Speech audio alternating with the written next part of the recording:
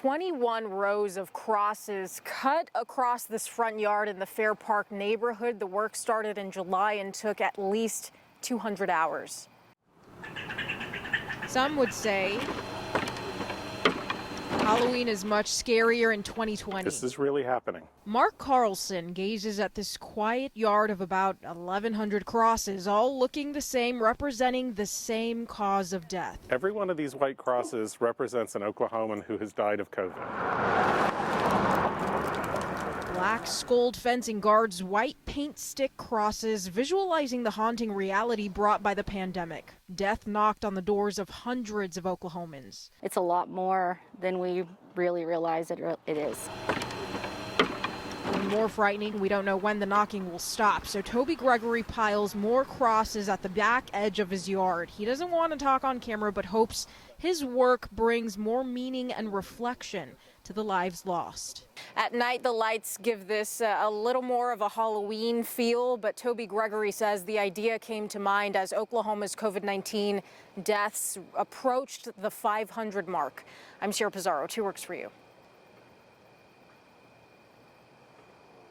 Sergeant Craig Johnson was gunned down June 29th. Pat Briscoe knew he'd get called immediately to honor him here at the Tulsa Police Officers Memorial. It took the past couple months to arrange everything, but the work is finally done. After completing the final touches here at the Tulsa Police Officers Memorial a couple years ago, Pat Briscoe hoped he'd never come back. It's terrible that we had to be here. But his hands get to work, crafting another memory that'll last for years to come. I've done memorials and stuff in my shop and different things, but actually on site and under the circumstances, it's a lot different. Briscoe spent hours on each piece of rock here for 39 officers who served with their lives. The difference this time, he actually met the man whose name he's carving. It's an honor. First, measurement of the stencil. Then it goes against the rock. Briscoe makes sure he gets it right. For someone known to do the right thing. I didn't know him personally, but the times I met him, he seemed like a really good man. Then a tight wrap to protect the rest of the rock, while Sergeant Craig Johnson's name is sandblasted in. A 45-year-old hero and Tulsa Police Department Purple Heart recipient. Next to his name are 11 unmarked benches and podiums, waiting to honor the memories of other officers who protect citizens with their lives, if need be. What you just saw was a snippet of the carving, which took about 2.5 hours. The next step is replacing this black band with a plaque for Sergeant Johnson. All right, see here. You ready? I lose control. These days, musician Mark Gibson plays on from his own home. That would make me crash. And it's usually empty. But all you need are lights, a mic, and camera to get the concert feel. This time, photojournalist Kyle Short and I bring Gibson's home audience up to 2.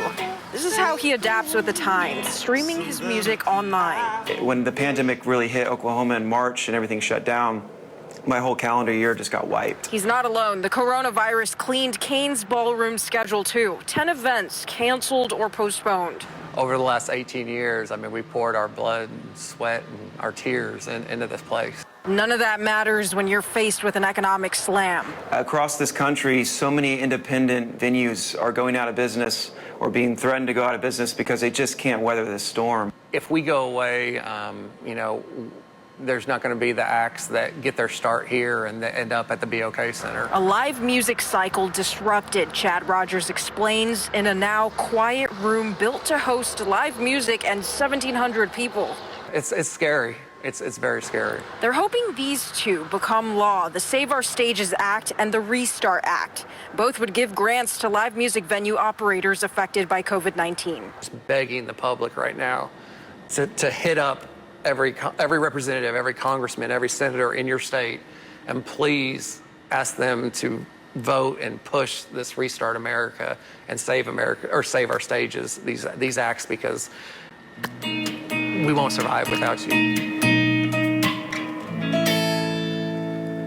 U.S. Marshals hoped somebody would recognize Jacob Blair Scott and call with information. Well, that's what happened here in Antlers. He was found in this RV park behind me just 24 hours after his fugitive status was elevated to the top 15 most wanted list in the country.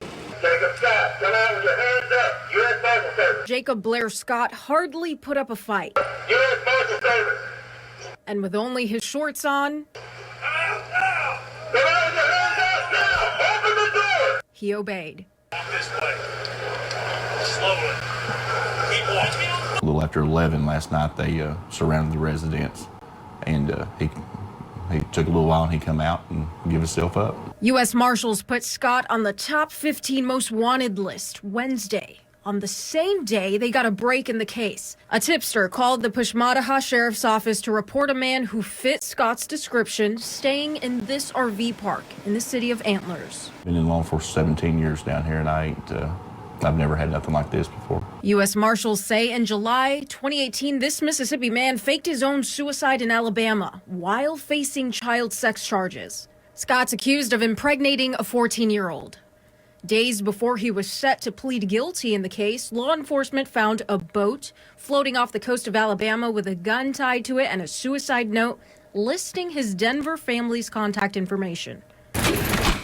Last year, deputies there went as far as posting flyers and asking around for Scott. These are wanted posters that we've created for Jacob Scott. But he built his hive here in Antlers since September 2018. Well, we're kind of a small community. It's kind of amazes me that, something of that category wanted that much would come to this little area. But rural as we are right here, it doesn't surprise me because you can stay, hidden pretty well here. The sheriff says Scott had multiple aliases. He found he had a lot of fake IDs and just different items that were, to conceal his identity. He had some another guy's military ID and some different stuff with him. Marshals describe Scott as a survivalist who knows how to live off the grid.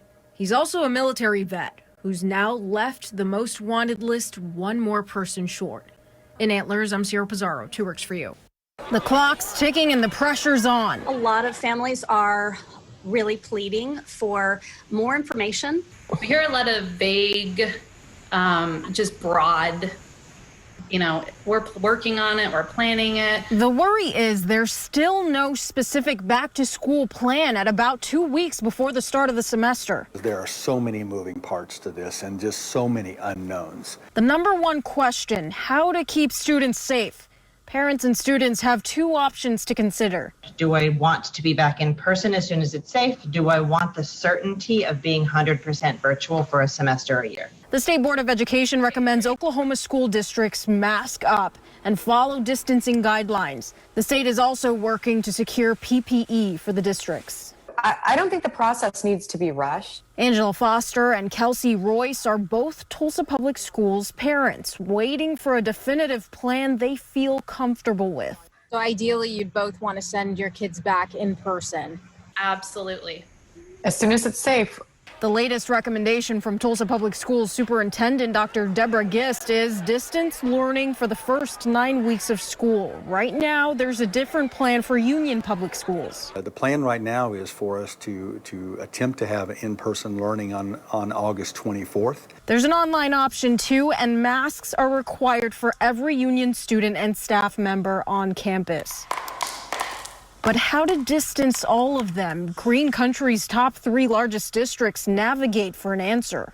You're talking large schools. Even if you were to go with a hybrid schedule, even dividing the students up in 50%, you still have to worry about congregating and still trying to physically distance kids, and it's tough to do. We're supposed to be 6 feet apart. And then you picture that in a school, you start to realize, cafeterias don't look the same. Hallways don't look the same. Lockers don't function the same way anymore. While we wait for the situation to get under control with the spread of the virus, we need viable options. The next TPS board meeting is Monday. That's when a plan will be voted on. Broken Arrow Public Schools will announce a re-entry plan Wednesday morning at their board meeting. Union Public Schools moves forward with the in-person plan by adding hygiene stations, disinfectant equipment, and ordering more PPE. As much as we want to try to control what we're doing, we know that the real thing that's going to control us is the pandemic itself and the disease. They keep a watchful eye on case counts and hope the coronavirus doesn't rage on into the 2020-2021 semester. That's the one thing that we can know, that no matter what, this is not going to be a typical school year. I'm Sarah Pizarro, 2 Works for You.